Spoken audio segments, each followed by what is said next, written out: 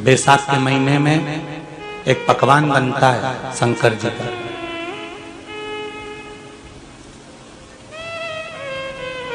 शिव जी के हाथ में त्रिशूल है, शिव जी के 3 नेत्र हैं, बेलपत्री में भी 3 बोलते जाओ पत्ती है।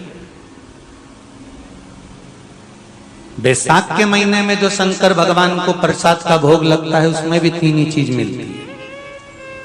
सत्तू कोई दूसरे महीने में बनता है? जम के तो बोलो नहीं। कब बनता है? यही बैसाख के महीने में। चने की दाल, गेहूं और जौ, इन तीनों को गलाकर सेक कर जो सत्तू तैयार होता है, इसी बैसाख के महीने में परशुराम जयंती के दिन या अमावस्या के दिन या पूर्णिमा के दिन शंकर भगवान को समर्पित होता है और भगवान विष्णु को समर्पित होता है। दुनिया के लोग कहते क्या होता है सत्तू से? सास अपनी बहू से कहती है बेटा सत्तू बना ले, थोड़ा सा सत्तू बाजार से ले आना, 10 रुपए का खरीद कर ले आना। आज सत्तू, आज अपन पूजन करेंगे सत्तू की, अक्षय तृतीया है, थोड़ा सा पूज देंगे, थोड़ा सा भगवान को भोग लगा देंगे, सत्तू का लड्डू बना लेंगे। बोलो री जी सही है कि गलत है? बाजार में भी सत्तू मिलता है तो बच्चे कहते हैं, बहुएं कहती हैं कौन खाएगा, काय को ला रहे हो, सत्तू का क्या काम है? और शिव महापुराण की कथा कहती है, स्कंद पुराण की कथा कहती है, जिस समय पर बैसाख के महीने की सुंदर अमावस्या का दिन था, उस दिन माता पार्वती शंकर भगवान के लिए जब पकवान बनाने के लिए बैठी, कुछ नहीं मिला, तब माता पार्वती ने 3 अनाज को लिया, एक चना, दूसरा गेहूं और तीसरा जो, इन तीनों को भींग रहे थे उसको लेकर आए गंगा जी में से, उसको सेक कर माता ने अंगीठी पर और उसका जो सत्तू बनाकर शिव को दिया। शंकर भगवान ने कह दिया, सुन पार्वती, ये सत्तू नहीं, ये मेरी औषधि है। बैसाख के महीने में जो खाएगा वो जिंदगी भर रोएगा नहीं, शरीर से स्वस्थ होगा। अब उसको लोगों ने हंसी खेल में ले लिया, सत्तू का क्या काम, मम्मी हम नहीं खाएंगे, बड़ा पूरा। शिव जी का एक एक चीज। बैसाख के महीने में पियो बेल, बेल मतलब समझ गए, बेल का रस। बैसाख के महीने में पियो बेल और शरीर को रखो ऑलिव बेल, शरीर बेकार नहीं होगा, शरीर बेकार नहीं हो सकता। अब शिव आराधना तो करो।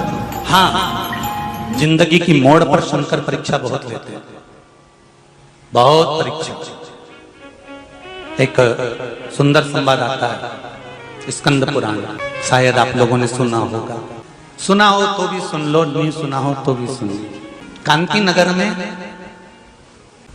राजा श्रियाजी रहते थे, उनकी धर्मपत्नी का नाम था चांगुणा।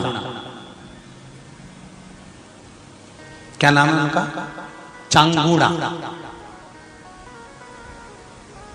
चांगुणा शिव भक्ति में लीन रहती थी, उसे शंकर की भक्ति के सिवा कुछ सुहाता ही नहीं था, शिव आराधना के सिवा उसको कुछ भाता ही नहीं था। दिन भर शंकर की शरणागति करना, शिव का स्मरण करना, शिव भक्ति में डूबे रहना। शंभो शंकर कह रहे, माँ उमा से, माँ पार्वती से मेरा महेश कह रहा है, मेरा बाबा भोलेनाथ, मेरा बाबा विश्वनाथ, मेरा त्रिकालदर्शी कैलाशी अविनाशी कह रहा है कि हे पार्वती,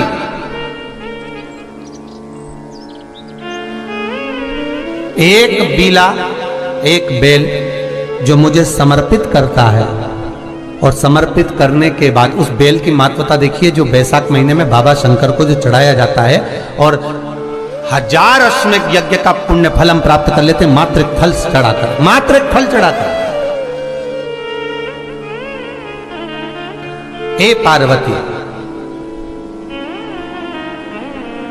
संसार का मनुष्य जब मुझे वो बेलपत्र समर्पित कर, वो बेल का फल समर्पित करता है, पार्वती वो फल जो मुझे चढ़ता है, फिर मैं भले नर्मदा के जल से निकला हुआ कंकर शंकर क्यों ना हूं, फिर चाहे मैं गंगा के जल से निकला हुआ कंकर शंकर क्यों ना हूं, चाहे फिर मैं यमुना के जल से निकला हुआ कंकर शंकर क्यों ना हूं, चाहे मैं सरयू के जल से निकला हुआ कंकर शंकर क्यों ना हूं, चाहे मंदाकिनी के जल से निकला हुआ कंकर शंकर क्यों ना हूं।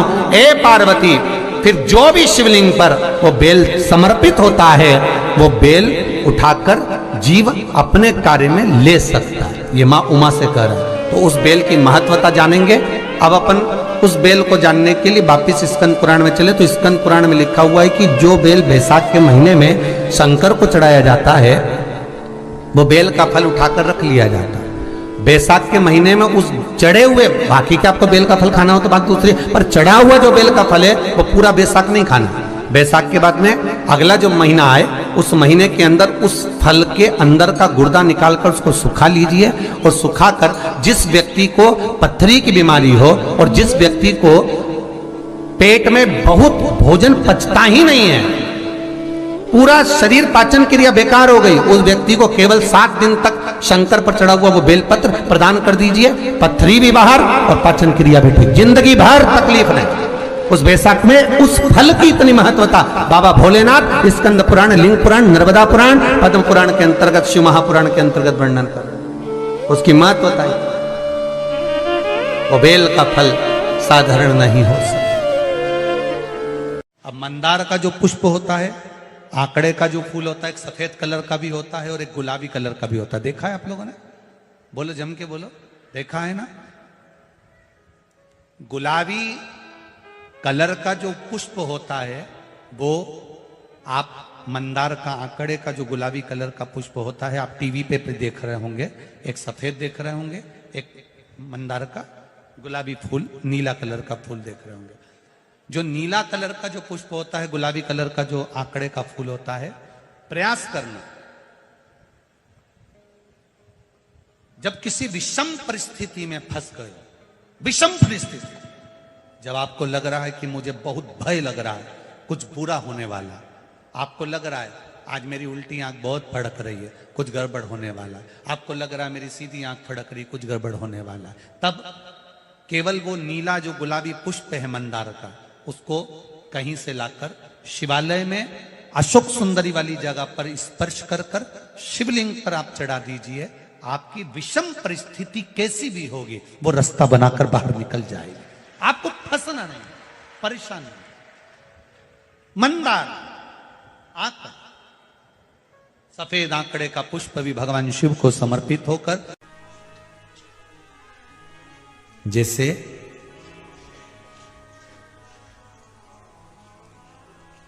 बेले के फल का गुर्दा, बेल का जो फल होता है, बेलपत्री का फल, उसका जैसे गुर्दा, उसके अंदर का जो भाग होता है बेल का, अग्नि में जलाकर उसकी भस्म तैयार कर कर छान कर जब जब आपके यहां विद्वान ब्राह्मण शिव जी का अभिषेक कराते हैं, पूजन कराते हैं, तो उसमें लिखते हैं पूजन के साहित्य में बेलपत्री, धतूरा, दुर्वा, ये उसमें नीचे लिखेंगे भस्म। लिखते कि नहीं लिखते? लिखते हैं ना, भस्म अभिषेक में चाहिए रहती है। तब उस भस्म का थोड़ा सा भी भाग आप अगर शिव को समर्पित कर रहे हो तो ये जान लें कि शंकर मनवांछित फल प्रदान कर रहे हैं, शिव फल प्रदान कर रहे हैं। बेलपत्री के वृक्ष के नीचे बैठकर एक बेलपत्र का पत्ता रखकर आप पंचाक्षर मंत्र नमः शिवाय, ओम नमः शिवाय या श्री शिवाय नमस्तुभ्यम या महामृत्युंजय मंत्र का स्मरण कर रहे हो, पर डंडी का भाग अपनी ओर, बेलपत्र की बीच वाली पत्ती का भाग बीच वाली उंगली की ओर रखकर अगर आप स्मरण कर रहे हैं और अपनी कामना कर कर बेलपत्री के वृक्ष के नीचे बैठकर उस पत्ते को सम्मुख रखकर बाबा से विनय कर कर एकांत में उस बेलपत्री के वृक्ष की छांव में, बेलपत्री के वृक्ष की छांव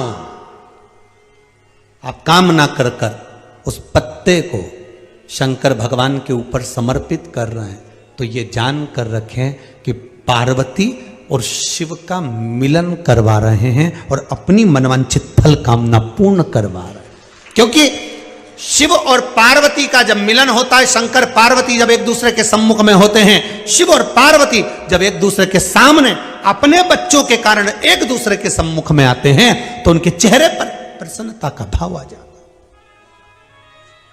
फल, मनवांचित फल की कामना, आप जिस कामना के लिए कर रहे हो, विवाह के लिए, नौकरी के लिए, सर्विस के लिए, व्यापार के लिए, रोग मुक्ति के लिए, आप जिस कामना से कर रहे हो, ईश्वर महादेव, जो व्यक्ति पथभ्रष्ट हो जाए, जैसे मदिरा के नशे में पड़ गया, कहीं जुए में पड़ गया, कहीं मांसाहार में पड़ गया, कहीं व्यसन में पड़ गया, कहीं गलत काम में अगर कोई जा रहा है, तो श्रंभेश्वर महादेव के नाम से काली तिल भगवान शिव को समर्पित करी जाती है।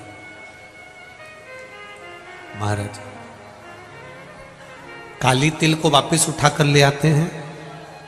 उसी काली तिल को जो मदिरा का नशा करने वाला होता है या जो गलत व्यसन में डूबा हुआ होता है, उसको वो सुबह के समय अगर नहीं खाता तो भोजन के साथ उसको दिया जाए।